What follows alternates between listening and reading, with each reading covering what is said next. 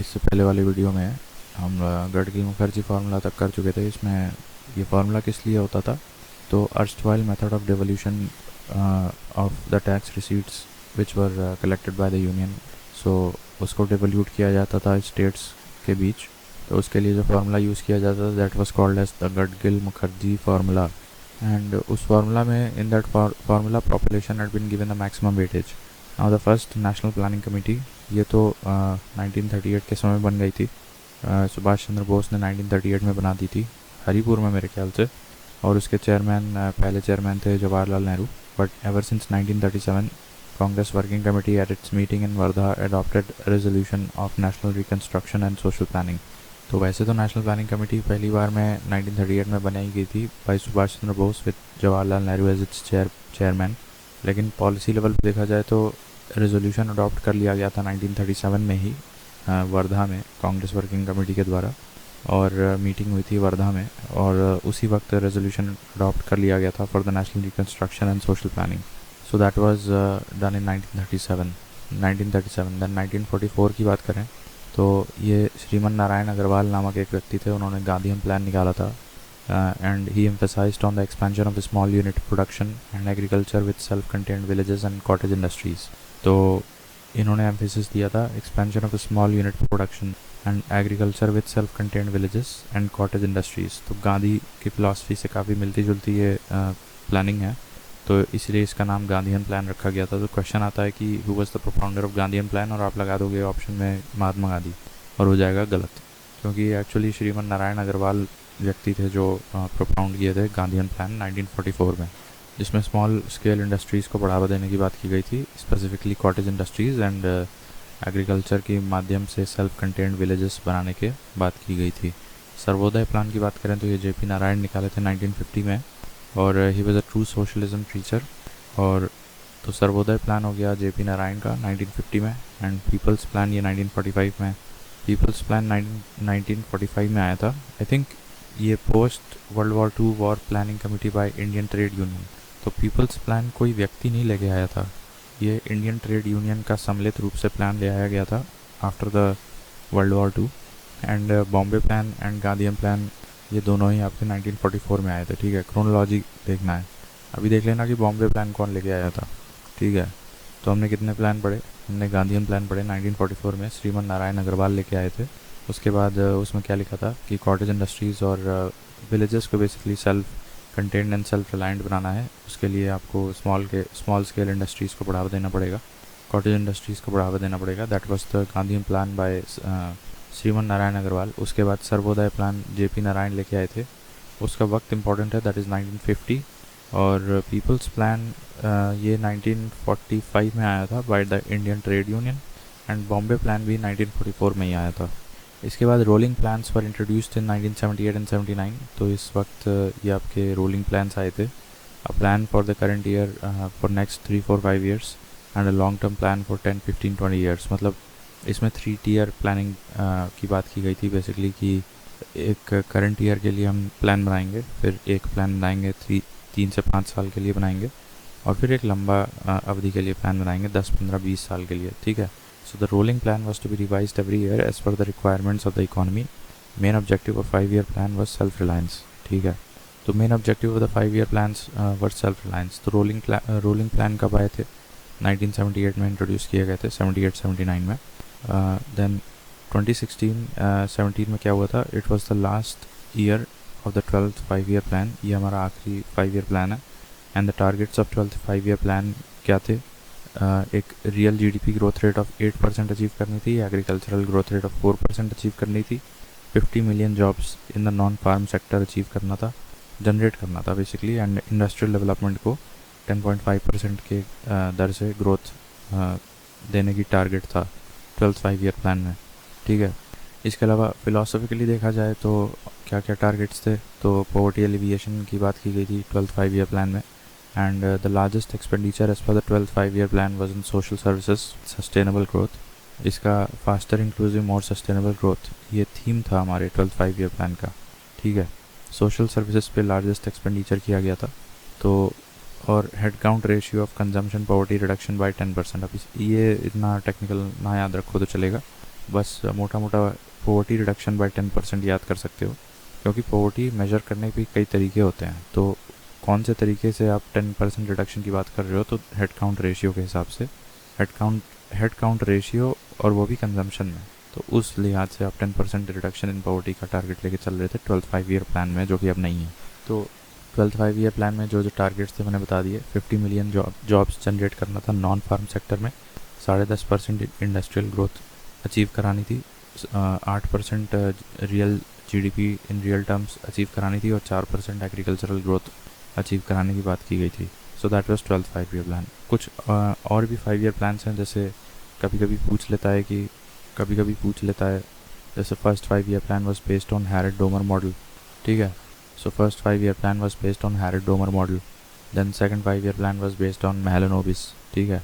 तो पहला वाला था हैरेड डोमर मॉडल, सेकंड वाला था महलनोबिस, और थर्ड वाला था चक्रवर्ती मॉडल, और फोर्थ वाला था अशोक रुद्र मॉडल। और पांचवा वाला तो नहीं लिखा है यहाँ पे, पहले चार ही, पांचवा वाला यहाँ पे लिखा है, बट उस पे बाद में जाते हैं। पहले हम लोग किस बेसिस पे बनाए गए थे ये 5 ईयर प्लान्स, वो बता दे रहे हैं। तो पहला वाला हैरेड डोमर मॉडल था, सेकंड वाला महलनोबिस था, थर्ड वाला चक्रवर्ती मॉडल था, एंड फोर्थ वाला अशोक रुद्र मॉडल था, ठीक है। फिर फिफ्थ प्लान की बात करें तो इसमें सेल्फ रिलायंस की बात की गई थी, poverty removal, this ended 1 year before. इसमें मिनिमम नीड्स प्रोग्राम की बात, एक स्कीम आई थी मेरे ख्याल से फिफ्थ प्लान में, मिनिमम नीड्स प्रोग्राम। तो यहाँ ये याद रखना है आपको, ठीक है। और सेल्फ रिलायंस की बात की गई थी, और पॉवर्टी रिमूवल की बात की गई थी। फिर सिक्स्थ प्लान कहाँ गया? सिक्स्थ प्लान ये है, देखो ये इसमें सन 80 से सन 85 के बीच में आपका सिक्स्थ 5 ईयर प्लान आया था, और यहाँ से आपको क्रोनोलॉजी याद रखनी है। इंटीग्रेटेड रूरल डेवलपमेंट प्रोग्राम आया था 1980 में, और इसको IRDP को बाद में जाके, इंटीग्रेटेड रूरल डेवलपमेंट प्रोग्राम को बाद में जाके स्वर्ण जयंती ग्राम स्वरोजगार योजना में मिला दिया गया था 1999 में, ठीक है। तो ये हमें एक नई बात पता चल रही है, इसको मर्ज कर दिया गया था स्वर्ण जयंती ग्राम स्वरोजगार योजना में। तो फिफ्थ 5 ईयर प्लान तक तो हमने देखा था कि पॉवर्टी रिमूवल की बात हुई, सेल्फ रिलायंस की बात हुई, मिनिमम नीड्स प्रोग्राम नामक एक स्कीम आई थी फिफ्थ 5 ईयर प्लान में। सिक्स्थ 5 ईयर प्लान में तुम्हारा 1980 से 85 तक जाता है।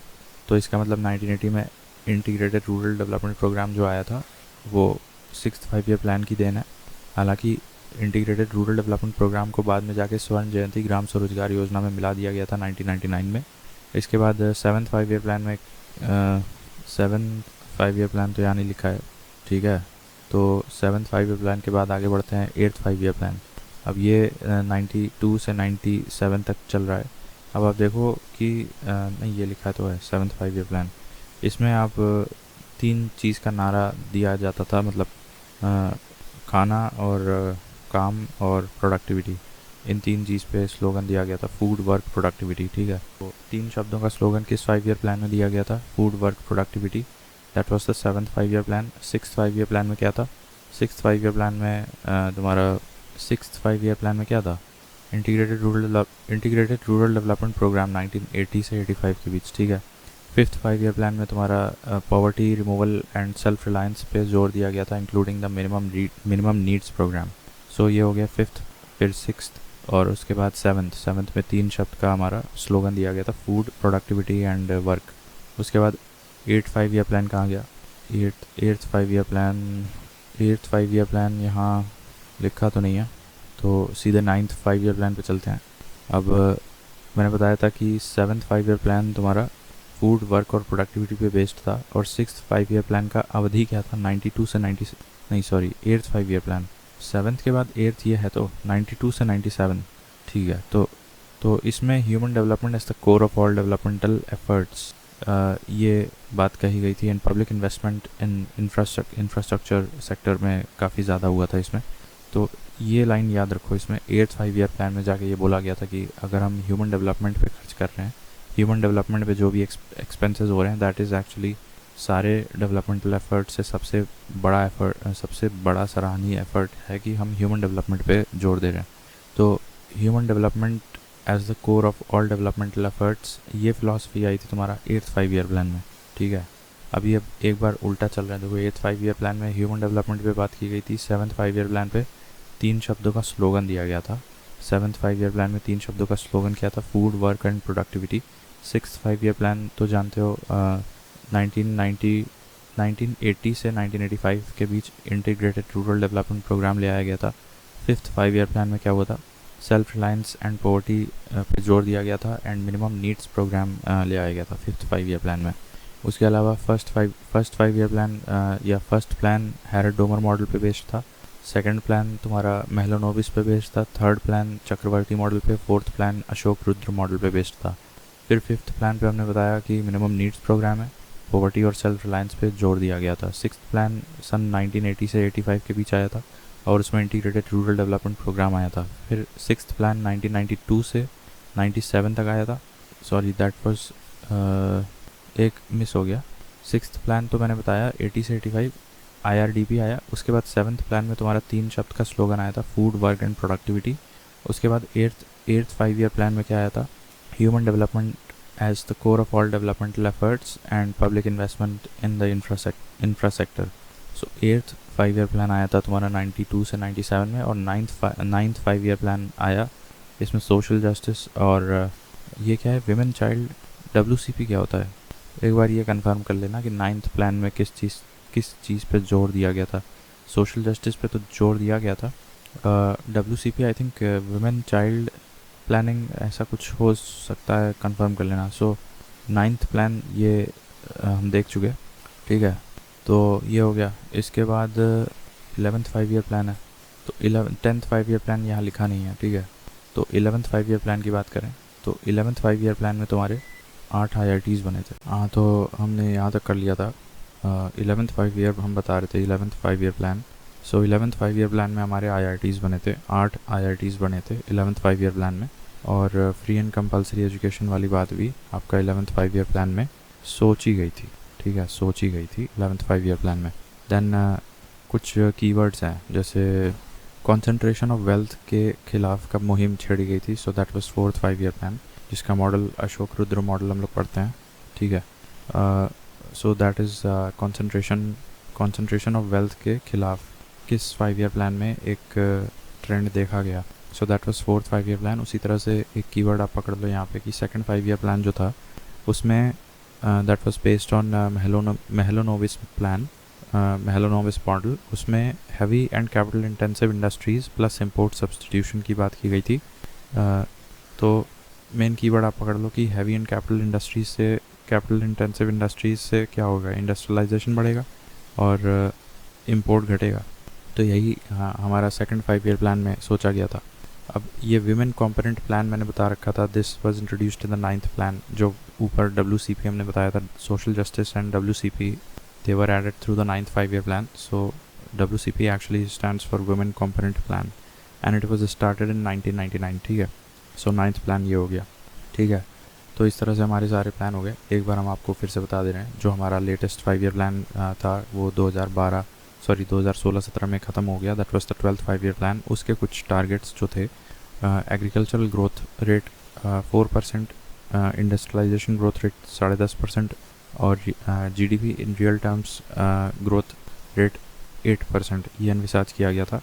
उसके अलावा कुछ फिलोसॉफिकल टारगेट्स भी थे, सच एज पॉवर्टी एलिविएशन, और एक थीम भी थी हमारी, faster inclusive and more sustainable growth, right. और एक और टारगेट था कि reduce the poverty as per the head count consumption method, head count ratio consumption method. By that method the target was to reduce poverty by 10% and to generate 50 million jobs in the non-farming sector. So that these were the targets of the 12th 5 year plan. अब इसके बाद जैसे कुछ ख़ास keywords जुड़े हैं कुछ 5 year plan से। जैसे 9th 5 ईयर प्लान से तुम्हारा social justice and women component plan start हो गया था 1999। So that was the 9th 5 year plan. Then 8th 5 year plan में हमने देखा था कि human development as the core of all developmental efforts, that was ये एक नया कॉन्सेप्ट इंट्रोड्यूस हुआ था कि ह्यूमन डेवलपमेंट पे जोर देना है, ह्यूमन रिसोर्सेज पे जोर देना है। That was 8th 5 year plan. इसके बाद 11th 5 ईयर प्लान में हमारे 8 IITs बने थे and free and compulsory education की बात कही गई थी। इसके अलावा सेकंड 5 ईयर प्लान जो कि हैरड डोमर मॉडल पे बेस्ड था, उसमें import substitution as well as capital intensive industrialisation की बात की गई थी। और fourth 5 year plan was the plan जिसमें कि कंसंट्रेशन ऑफ वेल्थ के खिलाफ एक ट्रेंड देखा गया था। और फिफ्थ 5 ईयर प्लान, ठीक है, so that is minimum needs programme, self reliance, poverty removal. Ninth plan में हमने सोशल जस्टिस और वुमेन कॉम्पोनेंट प्लान देखा था। सेवन्थ 5 ईयर प्लान में 3 कीवर्ड्स का स्लोगन लगाया, फूड, प्रोडक्टिविटी एंड वर्क, ठीक है। और सिक्स्थ 5 ईयर प्लान 1980 से 85 IRDP आया था उसमें। और उसके अलावा ये सब मॉडल्स तो हमने देख ही चुके हैं। और ठीक है, ये हो गया। इसके बाद आगे बढ़ते हैं। So the 5 year plans with the highest growth rates. तो सबसे ज़्यादा ग्रोथ रेट कौन से 5 ईयर प्लान में हुई थी? तो 8th में सबसे कम हुई थी, फिर 10वें में, फिर 11वीं 5 ईयर प्लान में सबसे ज़्यादा ग्रोथ रेट अचीव हुआ था। तो आप 10 और 11 याद रखो। देन 1966 से 69 में ये प्लान हॉलीडेज़ हुए थे। 78 से 79 में हमने बताया रोलिंग प्लान का कॉन्सेप्ट आया था। एंड 79 से 80 इसमें कोई प्लान नहीं आया था, ठीक है। और 1990 से 1992 के बीच 2 एनुअल प्लान्स आए थे, एनुअल प्लान्स, ठीक है। तो 66 से 69 तुम्हारे प्लान हॉलीडेज़ थे। और 78 से 79 तुम्हारा रोलिंग प्लान का कॉन्सेप्ट आया था। 79 से 80 कोई प्लान नहीं आया था। और 90 से 92 के बीच 2 एनुअल प्लान्स आए थे। The decade 1991 to 2000 refers to the decade of jobless growth। जब हमारा LPG रिफॉर्म्स आए थे, तो ऐसा नहीं है कि बहुत जॉब बढ़ गई, एम्प्लॉयमेंट बढ़ गया। It was a period of jobless growth, ठीक है, जिसे हम स्टैग्नेशन भी कहते हैं। तो that was from 1991 and 10 years on from 1991 entire decade. फिर 20 पॉइंट प्रोग्राम क्या था? हम ऊपर पढ़ चुके थे। 15 पॉइंट प्रोग्राम मेरे ख्याल से कोई माइनॉरिटी वेलफेयर से जुड़ा था, कोई स्कीम थी वो। अभी ये 20 पॉइंट प्रोग्राम है, 1975 में आया था, to promote agricultural industrial growth, reducing poverty and improve standard of life. तो इसमें एग्रीकल्चरल ग्रोथ की बात की गई, इंडस्ट्रियल ग्रोथ की बात की गई, पॉवर्टी घटाने की बात की गई and improve the standard of life. हालांकि अब पूछा नहीं जाएगा, बट बहुत ही बेसिक सोशल सेक्टर से जुड़ा है ये, तो थोड़ा आइडिया लगा लेना इनके साथ जाता है। तो core sectors in planning means electricity core में आता है, ऑयल रिफाइनरीज आता है, स्टील आता है, ठीक है, सीमेंट आता है, नेचुरल गैस आता है, और क्रूड ऑयल आता है, और कोल आता है, और फर्टिलाइज़र्स भी आता है इसमें। तो ये सारे कोर सेक्टर्स हैं हमारे प्लानिंग में। तो ऑयल हो गया, natural gas, oil natural gas हो गया, फर्टिलाइज़र्स हो गया, कोल हो गया, स्टील हो गया, सीमेंट, ऑयल रिफाइनरीज और electricity. NABARD plus ministry of agriculture का एक वाटरशेड डेवलपमेंट फ़ंड बनाया गया था इनिशियली, 200 करोड़ कॉर्पस का वाटरशेड डेवलपमेंट फ़ंड। तो ये याद रखना है कि नाबार्ड और मिनिस्ट्री ऑफ एग्रीकल्चर की मदद से बनाया गया था। इनिशियली फॉर 100 डिस्ट्रिक्ट्स बनाया गया था, 100 डिस्ट्रिक्ट के लिए। Then the 2/3 amount is given to the states as loan and the remaining 1/3 as grant.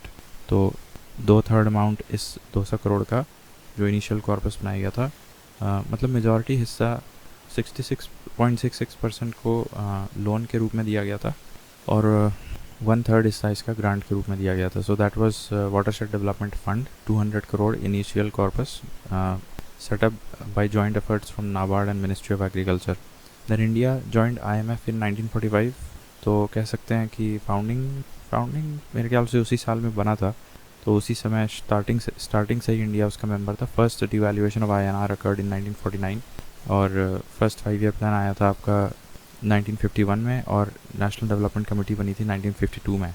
Now don't confuse this national development committee with national planning committee. National planning committee तो 1938 में बन गई थी by the efforts of Subhash Chandra Bose, जिसके पहले chairman थे Jawaharlal Nehru.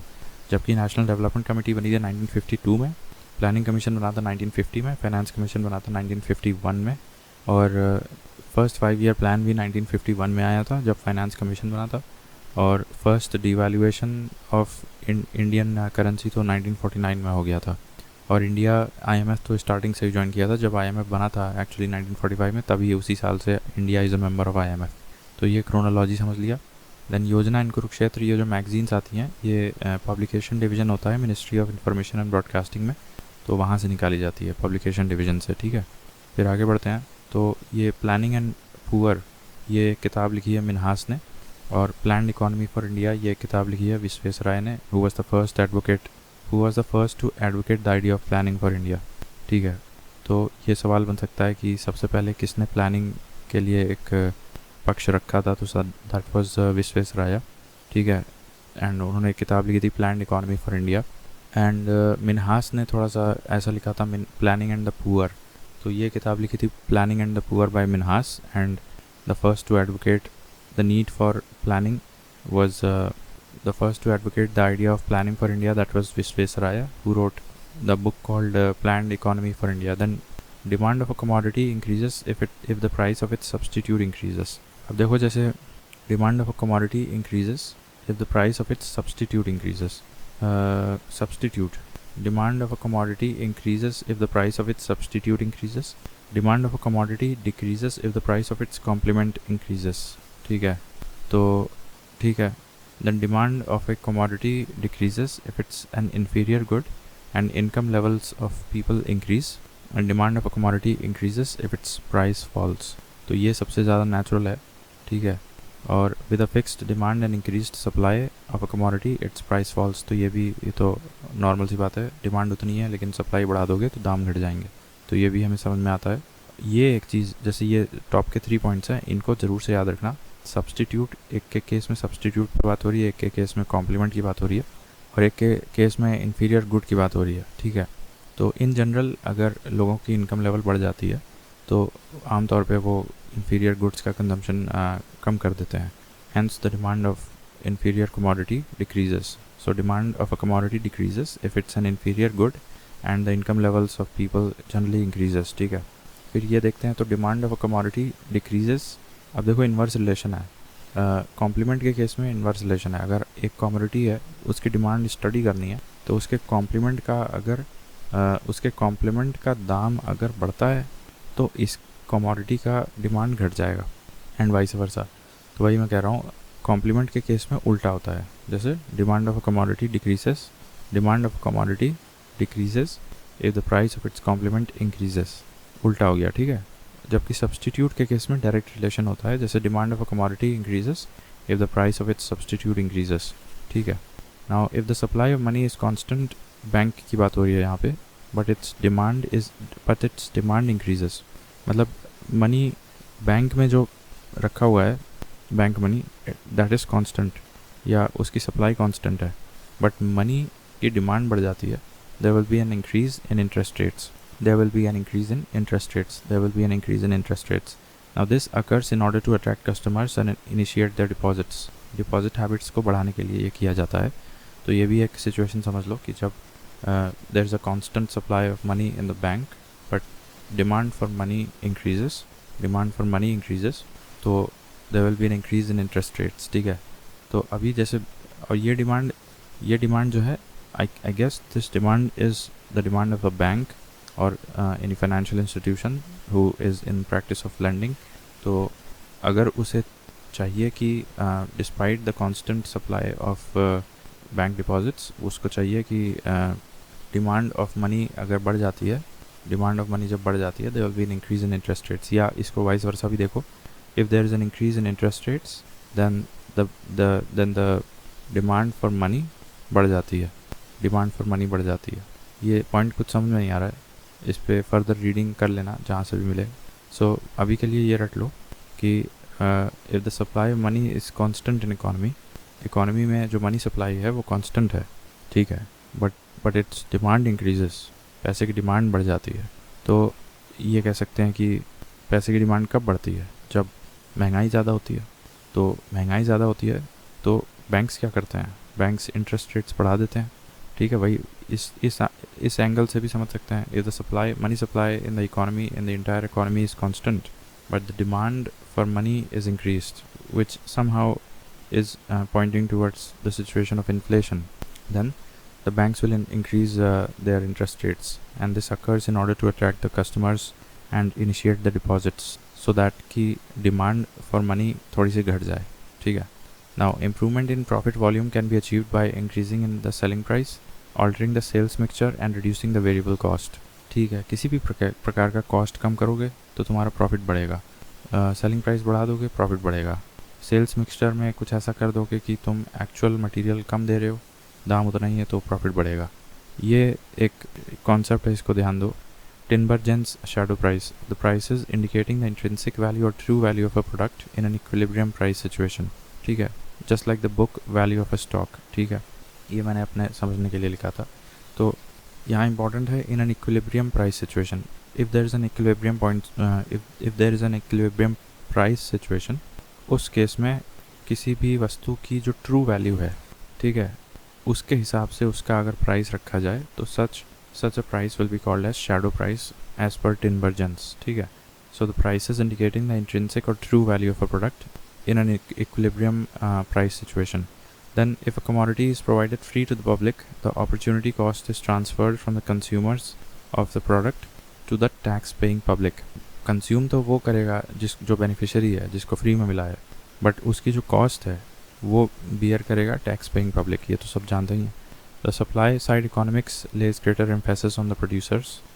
Supply side economics lays greater emphasis on the producers, सही बात है. Vegetables, fruits and flowers. So vegetables, fruits and flowers come in the category of very short period market wherein the supply of commodities cannot be changed instantaneously. तो ये क्या very short period market में आता है. Flowers हो गया, vegetables हो गया, fruits हो गया. यहाँ पे क्या supply cannot be changed instantaneously, ठीक है.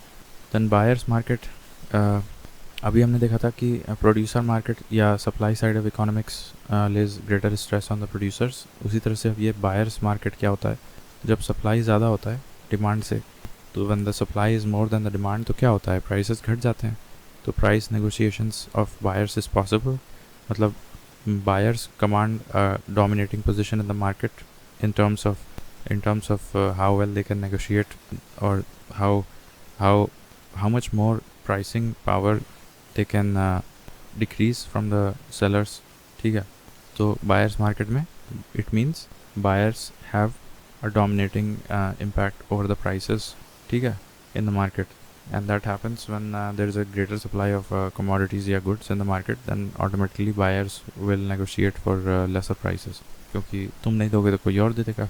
क्यों? Because there is an ample amount of supply of that commodity. फिर market is an economic tendency which leads to consumerism. Again simple सवाल है. Credit cards are also called as plastic money और smart money, ठीक है, ये पता था हमें. देन फिलिप्स कर्व, ये एम्प्लॉयमेंट और इन्फ्लेशन के बीच का रिलेशन पे एक ग्राफ बनाता है. Employment as well as inflation. अभी ऊपर हमने देखा था कि 1991 से 2000 का जो समय था हमारा इंडिया का, that was period of jobless growth या फिर स्टैगफ्लेशन. फिर ICRA एक संस्था है, credit rating agency. Then CARE है, उसी तरह से क्रिसिल है. These are all public limited companies. Then KCC Kisan credit card 1998 में लॉन्च हुआ था.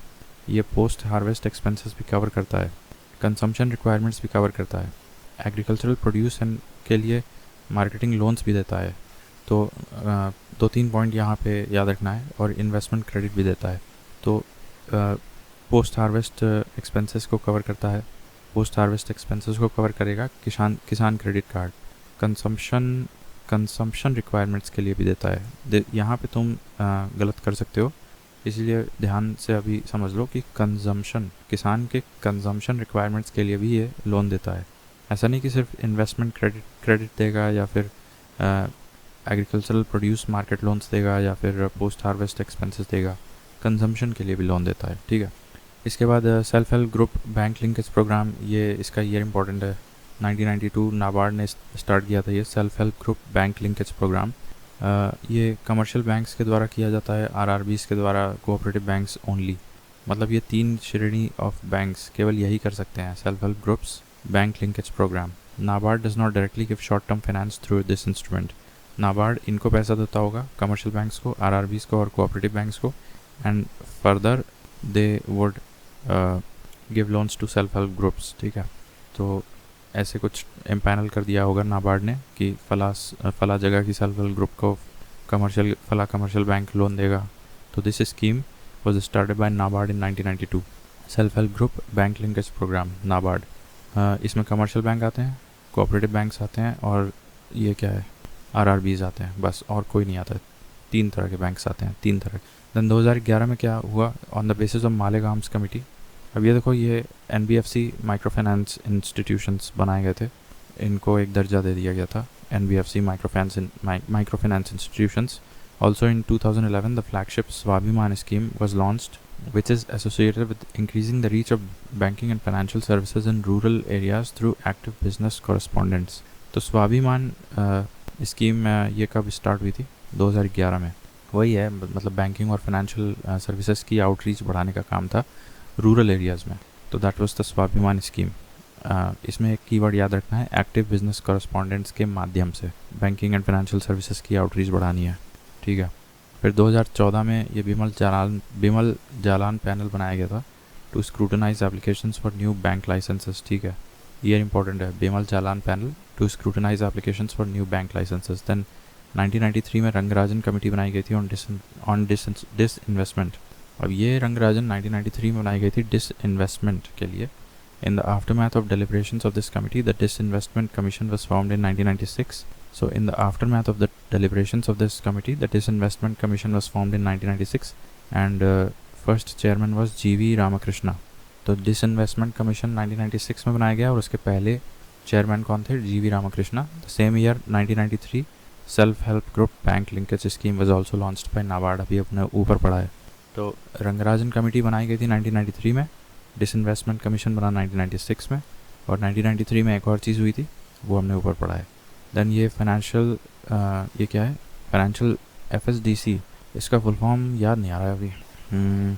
सो इसमें चेयरमैन होता है यूनियन फाइनेंस मिनिस्टर, और ये 2010 में बनाया गया था। Year is important. While members include the heads of financial sector regulators. तो PF पेंशन के regulatory body related to pension, उसका हेड आएगा, सेबी का हेड आएगा, इंश्योरेंस सेक्टर के रेगुलेटरी बॉडीज़ के हेड आएंगे, RBI का हेड आएगा।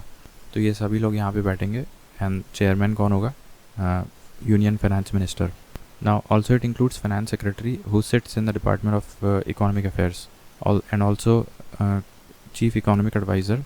तो इसमें चीफ इकोनॉमिक एडवाइज़र भी आता है और फाइनेंस सेक्रेटरी भी आता है। तो फाइनेंस सेक्रेटरी वैसे देखा जाए आमतौर पर डिपार्टमेंट ऑफ इकोनॉमिक अफेयर्स में मिल जाएगा आपको, और चीफ इकोनॉमिक एडवाइज़र भी आता है इसमें FSDC में। Then FSDC monitors on the macro prudential supervision of the economy, improves the financial literacy and financial inclusion. इतने सारे इसके ऑब्जेक्टिव्स होते हैं, ठीक है, FSDC के। 2010 में आया था। Then land development bank. ये कॉन्सेप्ट देखो बहुत पुराना है।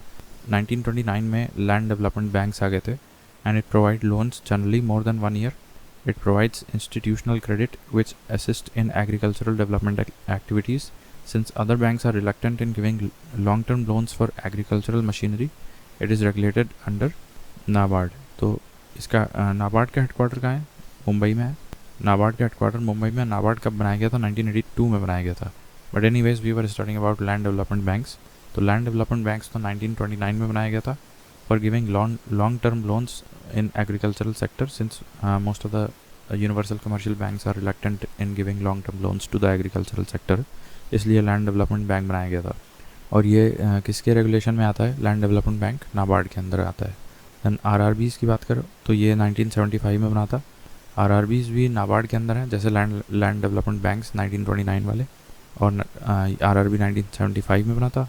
लैंड डेवलपमेंट बैंक 1929 में बना था। NABARD also provides refinance to scheduled commercial banks but not provides its services to EXIM. अब NABARD का EXIM से कोई लेना देना नहीं है, ठीक है। तो NABARD gives refinance to scheduled commercial banks, मतलब पैसा इनको देता है, जो हमने अभी ऊपर पढ़ा था ना 1992 में bank linkage programme, bank linkage scheme, self help group. तो उसमें शेड्यूल कमर्शियल बैंक्स को भी देता था, RRB को भी देता था, कोऑपरेटिव बैंक्स को भी देता था, and they further use to give loan to the respective sectors. तो ठीक है, तो वही चीज़ यहाँ लिखी है, NABARD provides refinance to schedule commercial banks, but NABARD का एग्जिम से कोई लेना देना नहीं है। देन नाबार्ड ऑल्सो मेंटेन्स ये rural infrastructure development fund which was established in 1995 with initial corpus of 2000 crore rupees and periodically releases the sanctioned amount for 37 eligible activities. इसके अंदर जो 37 eligible activities आती हैं for social welfare specially related to rural background, उसके लिए ये 2000 रुपये इस्तेमाल करता है। और ये 2000 रुपये कहाँ होते हैं? RIDF में होते हैं, जो कि 1995 में बना था। नाबार्ड कब बना? 1982 में बना, headquarter Mumbai. Then NABARD does not provide direct finance to individuals, but it gives direct finance to food parks, warehouses, cold chains, storages, marketing federations. इन सभी को direct loans देता है, but किसी individual को directly नहीं देता है। Then there are currently 1539 cooperative banks in the country and majority of them are non-scheduled. तो कोऑपरेटिव बैंक्स अभी 1540 याद रख लो, ठीक है। ये नवंबर 2023 का डेटा है, एक और खुल ही गया होगा, ठीक है। तो इतने सारे 1540 कोऑपरेटिव बैंक्स हैं and most of them are non scheduled, ठीक है। नॉन शेड्यूल्ड मीन्स वो आरबीआई का एक रजिस्ट्रेशन होता है आरबीआई के एक्ट के अंतर्गत, उसमें उनका नाम अभी दर्ज नहीं हुआ है, ठीक है।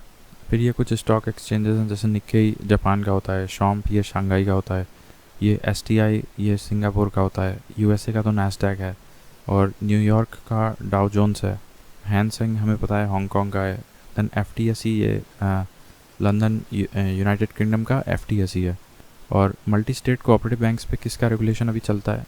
आरबीआई एज वेल एज जो सेंट्रल रजिस्ट्रार होता है कोऑपरेटिव सोसाइटी का, तो ये डुअल कंट्रोल होता है मल्टी स्टेट कोऑपरेटिव बैंक का। जबकि सिंगल स्टेट कोऑपरेटिव बैंक्स का केवल इकलौता कंट्रोल अभी है state registrar for cooperative society, जो उस पर्टिकुलर स्टेट का होता है रजिस्ट्रार। तो dual control of RBI as well as central registrar for cooperative societies multi state cooperative banks के केस में। Now, the dual control over cooperative banks started with the 1966 amendment of the Banking Regulation Act 1949.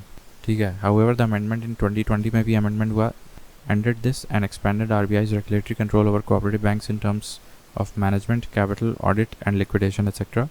As per 2020 amendment, a cooperative bank can issue its equity shares, preference shares, subject to conditions and approvals from RBI.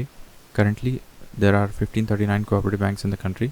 अभी 2020 वाला amendment क्या था कि मेरे ख्याल से single state cooperative bank भी अब आरबीआई के डुअल कंट्रोल में आ गया है, RBI as well as state registrar for cooperative society, ठीक है। तो और उसमें फिर RBI will regulate such activities, issuing shares, preferential shares, including और भी जो भी लिक्विडेशन ऑडिट वगैरह करना है, तो ये आरबीआई अब कर सकेगा, ठीक है, 2020 वाले अमेंडमेंट से।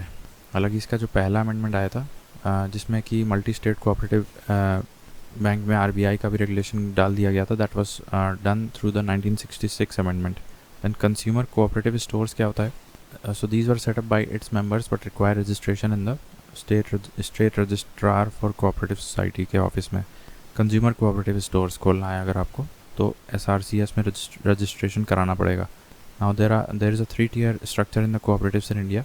विलेज लेवल पे आपका प्राइमरी एग्रीकल्चरल क्रेडिट सोसाइटी है, फिर सेंट्रल कोऑपरेटिव बैंक्स ये डिस्ट्रिक्ट लेवल पे होता है, और state cooperative banks at the state level होता है।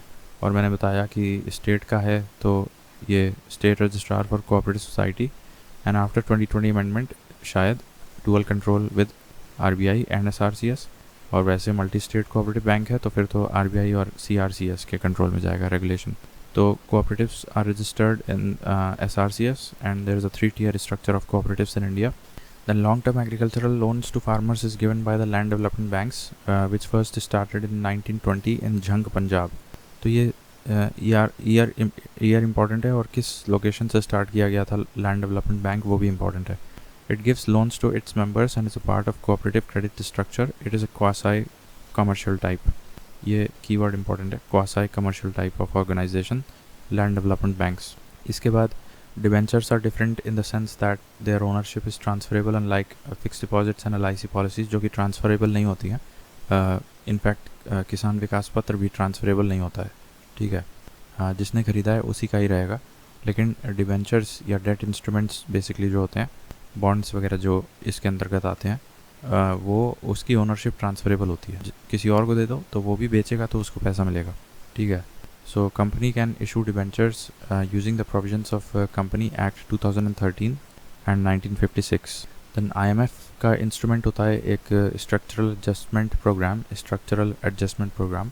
These are like economic policies for developing countries that have been promoted by the World Bank and IMF through loans conditional upon such SAP's conditions। तो जैसे for example जब 1991 में हमारे यहाँ balance of payment crisis आया था India में, तो India had to take loan from IMF. तो आईएमएफ ने लोन तो दिया बट कुछ शर्तें रखी, सच एज आपको अपना एफडीआई पॉलिसी और फ्लेक्सिबल करना पड़ेगा, आपको लेबर लॉज फ्लेक्सिबल करने पड़ेंगे, ठीक है। आपको जैसे कुछ ख़ास सेक्टर्स में पब्लिक सेक्टर एंटरप्राइजेस ही काम कर सकते थे, तो अभी वो ख़त्म करना पड़ेगा, और मिक्स्ड इकोनॉमी के तहत प्राइवेट प्लेयर्स को भी मौका देना होगा। तो these type of शर्तें are called as the structural adjustment programs। Then FPI limit in Indian corporate bonds. अब देखो यहाँ कॉर्पोरेट बॉन्ड की बात हो रही है, कॉर्पोरेट बॉन्ड की, स्टॉक्स की बात नहीं हो रही है, इक्विटी की बात नहीं हो रही है। कॉर्पोरेट बॉन्ड में इंडिया के कॉर्पोरेट बॉन्ड में फॉरेन पोर्टफोलियो इन्वेस्टमेंट की क्या लिमिट है, 15% है। While FPI's investment limit in Indian government security तो 6% है, ठीक है, तो ये इंपॉर्टेंट है। Then when the Fed's interest rate increases, जब Fed's interest rate increases the bond yield goes up, so there is a direct relationship between the bond yield and the interest rate of the central banks. Other factors determining the bond yield are monetary policy of both RBI and the Fed, fiscal position and the borrowing programs of the government, and inflation. तो usually inflation जब होता है तो Fed अपना interest rate बढ़ा देता है किसी भी country में, उसकी वजह से फिर उस country के जो bond होते हैं corporate bonds, उनकी bond yield बढ़ जाती है because वो भी बढ़ा देते हैं, और उस वजह से फिर शेयर मार्केट से पैसा निकल के बॉन्ड मार्केट में चला जाता है। तो bond yield goes up when the Fed increases their interest rates, so there is a direct relation, ठीक है। And short term financial instruments के कुछ नाम रट लो, जैसे कमर्शियल पेपर होता है, सर्टिफिकेट ऑफ डिपॉजिट होता है, और कॉल मनी। अब इसमें कुछ कैविएट्स हैं, जैसे RRBs और ये क्या है, LABs, लोकल क्या ना, इसका फुल फॉर्म नहीं याद आ रहा है, और RRBs मोटा मोटा दोनों आप ऐसा समझ लो कि सर्टिफिकेट ऑफ डिपॉजिट RRBs के लिए पॉसिबल नहीं है, ठीक है। सिमिलरली कॉल मनी ये RRBs के लिए पॉसिबल नहीं है।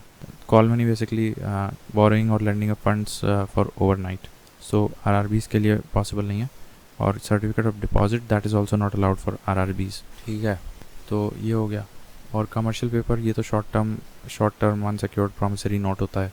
इसके अलावा ज़ीरो कूपन बॉन्ड्स, ये भी एक ये शॉर्ट टर्म है। सो ज़ीरो कूपन बॉन्ड्स और debt security does not pay interest, instead trades at deep discount, ठीक है, rendering good profit at maturity. तो 4 मैंने बताए शॉर्ट टर्म फाइनेंशियल इंस्ट्रूमेंट्स, एक ज़ीरो कूपन बॉन्ड हो गया, कमर्शियल पेपर हो गया, सर्टिफिकेट ऑफ डिपॉजिट हो गया, जिन दोनों में RRBs आर नॉट अलाउड, और ये हो गया तुम्हारा प्रॉमिसरी नोट। तो commercial paper, certificate of deposit, commercial paper, अच्छा, promissory note is also called as commercial paper, तो दैट इज़ अनसिक्योर्ड, ठीक है। तो कमर्शियल पेपर हो गया, that is like an unsecured promissory note. Certificate of deposit हो गया, RRBs are banned. Call money हो गया, RRBs are again banned. And zero coupon bonds हो गया। ये चारों इंस्ट्रूमेंट्स शॉर्ट टर्म इंस्ट्रूमेंट्स हैं। देन तो अच्छा, एक चीज़ मैं बता दूं, capital market refers to 1 year और मोर वाले इन्वेस्टमेंट्स, और मनी मार्केट 1 साल से कम वाला होता है, ठीक है। तो अब यहाँ से हम अगले वीडियो में देखते हैं।